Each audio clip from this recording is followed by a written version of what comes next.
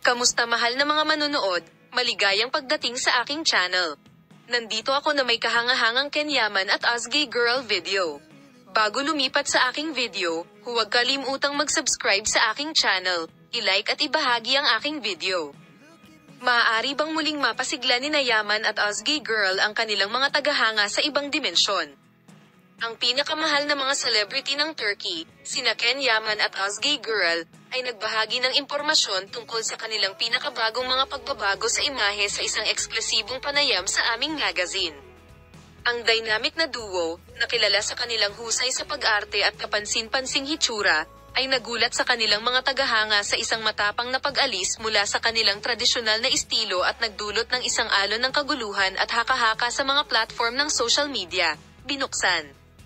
Sa pag-usad ng panayam, naging malinaw na ang pagbabago ng mag-asawa ay hindi lamang isang kapritsyo kundi isang pinag-isipang desisyon.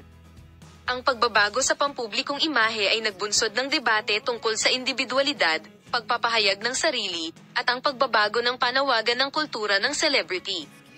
Ipinaliwanag ng charismatic heartthrob na si Yaman, na kilala sa kanyang mga tungkulin sa Indian TV series gaya nina Serif Mesalisi at Magnificent Duo, ang inspirasyon sa likod ng kanyang matapang na hitsura. Ang pagbabago ay hindi maiiwasan, at bilang mga artista, nararamdaman namin ni Osgay Girl ang pangangailangan na galugarin ang mga bagong aspeto ng aming pagkamalikhain, paliwanag niya. Nais naming humiwalay sa mga stereotype na tumutukoy sa mga aktor at yakapin ang isang mas tunay na representasyon ng aming mga sarili. Muli bang nabighani ni Yaman at Osgay Girl ang lahat sa mga kawili-wiling pagbabago at nakakagulat na pahayag na ginawa nila sa kanilang pribadong buhay, at nakatanggap ng malaking paghanga at suporta hindi lamang sa Turkey kundi pati na rin sa Italia. Huwag kalimutang mag-subscribe sa aking channel para sa Yaman at Osgay Girl videos, i-like at i-share ang aking video. Bye-bye!